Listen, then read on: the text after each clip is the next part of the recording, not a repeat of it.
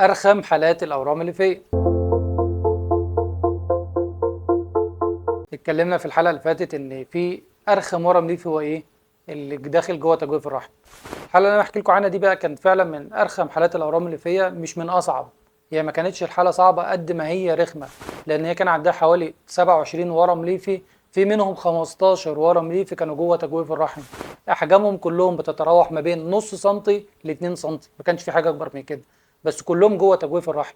طب ايه مشكله اللي جوه تجويف الرحم ده؟ مشكلته ان انا عشان اوصل له لازم هاثر على بطانه الرحم، فانا محتاج احافظ على بطانه الرحم. واكبر تحدي بيقابلنا واحنا بنعالج الاورام اللي فيها سواء بالجراحه او بالمنظار، ان احنا ازاي نطلع الاورام اللي فيها دي من الرحم ونحافظ على العضله، والاهم من العضله كمان بطانه الرحم انها ما تتفتحش، نحافظ عليها سليمه ما تقطعش. فرخامه الحاله ديت كانت ان احنا في 15 ورم ليفي جوه تجويف الرحم، وفي نفس الوقت مطلوب مني ان انا اخلص ال 15 ورقه رملي في دول، ومع كده احافظ على بطانه الرحم. تخيلين بطانه الرحم اللي هي كلها قطرها عباره عن 2 سم في 3 سم، فيها 15 ورقه رمليفي منتشرين قدام وورا في الجنب وفي الجنب، وانا مطلوب مني احافظ على بطانه الرحم.